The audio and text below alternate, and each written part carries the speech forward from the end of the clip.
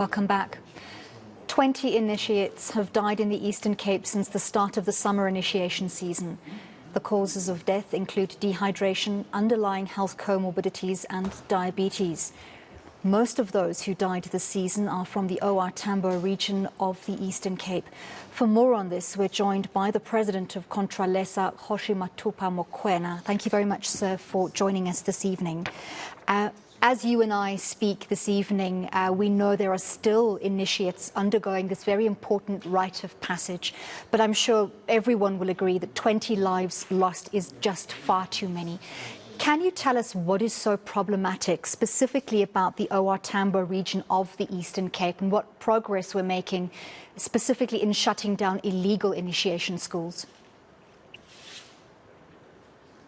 Madam, thank you very much for having me. It is sad to report that such a noble practice will turn out to be a slaughterhouse for these young boys who went there to be initiated only to come back dead. The OR Tambo region, we are informed by our colleagues in the Eastern Cape that there is this mushrooming of illegal or bogus initiation schools. And those initiation schools, unfortunately, when the situation gets out of hand, they are unable to report because they are aware that by doing so, they'll be exposing themselves, reporting that they have a school which is not licensed. And unfortunately, some of those who are running the school there are young boys who just went to the initiation school last year. And when they came back, some of them will come back, try to run the school.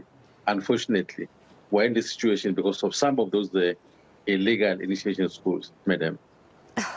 It's such a difficult topic, but as times change, so traditions have to keep up with those times. And what's specifically worrying is that so many boys are dying from dehydration senselessly. It's something that's so easy to prevent. Why do you think that is? A good point, madam. You know, I used to tell people that I've been in this school in 1970, and you can't expect a young boy of 15 or 16 to go for 2 weeks or even a week without drinking water. We drummed this to our initiation schools owners, the caregivers, and everybody else to say, please, these young boys deserve to have water. And we even said, if there'll be anyone who will deprive these young boys a chance to drink water, that person must be charged because he does not qualify to be an owner of that school.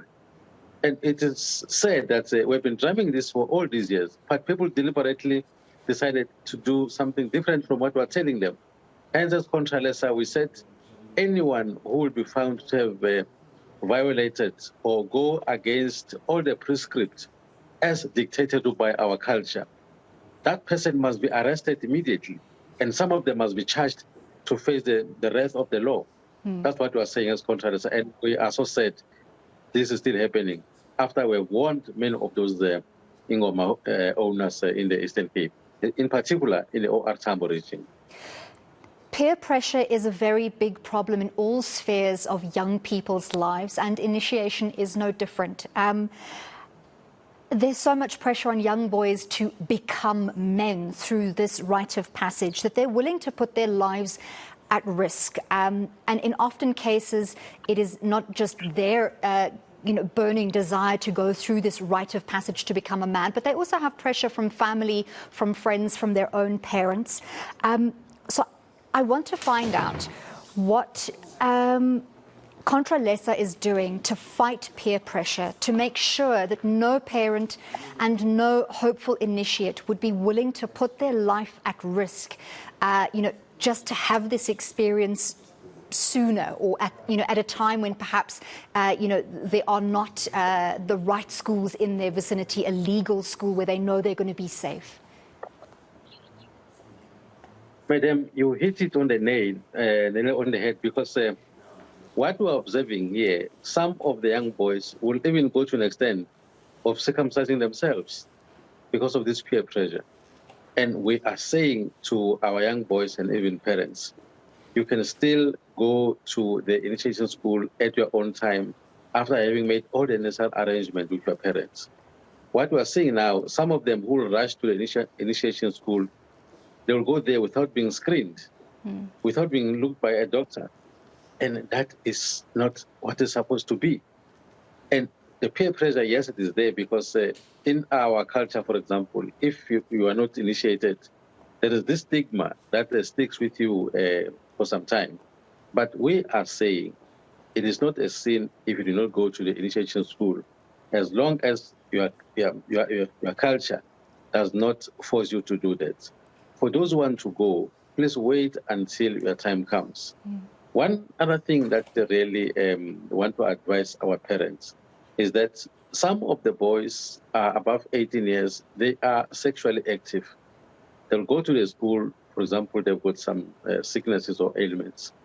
They hide this to the owner of the school.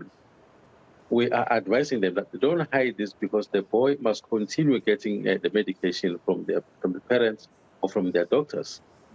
And one other thing is that let's make sure that those caregivers are people with experience, those who know what to do when the situation gets out of hand. The government as well, they are not as innocent as some people might think. At some point, government, they pumped in 20 million rand to some medical doctors to conduct this ritual in hospitals. But they are failing to pump the same amount of money, even less, so that our traditional surgeons get training, so that even our caregivers can get workshops. They're not doing it. But when the carnage happened, all eyes are directed at traditional leaders and those owners of those schools. We're not escaping the blame here again as traditional leadership and even parents. Our advice to parents, we are saying, when you take your son to an initiation school, please check whether that school is licensed, because many of those schools are bogus. And as traditional leaders as well, we can't escape the blame. I am the one who is issuing a license to this person to run the school.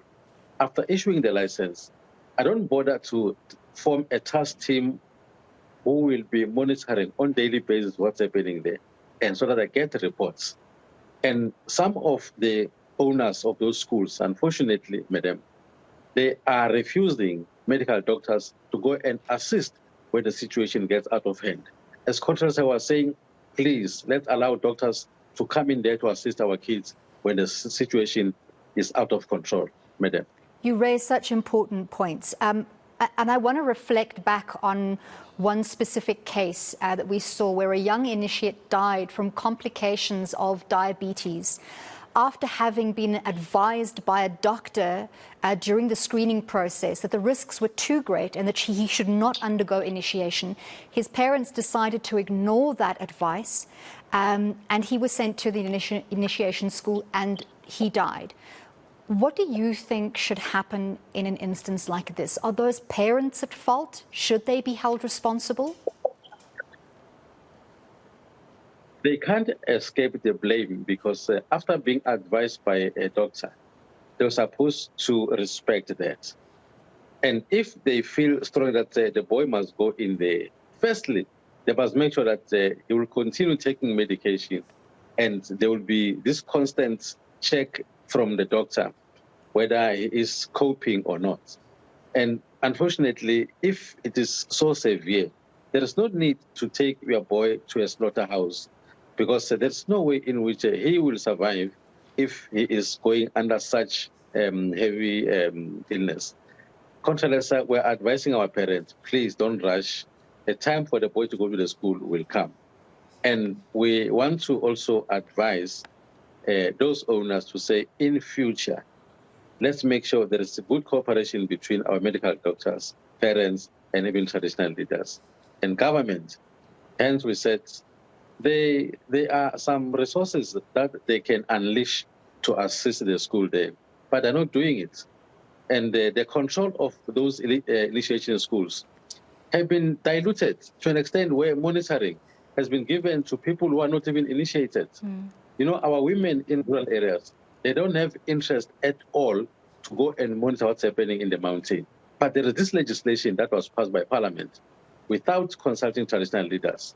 Some of the inputs that were made by the National House were ignored by the same Parliament. Now, when this thing happened in the mountain, the very same parliament will say, no, traditional leaders, we are not playing a role, after having ignored all our inputs when they were busy crafting that legislation, Madam. Thank you so much for your insights and for speaking to us this evening. That was Kgoshi Mathupa Mokoena, President of Contralesa.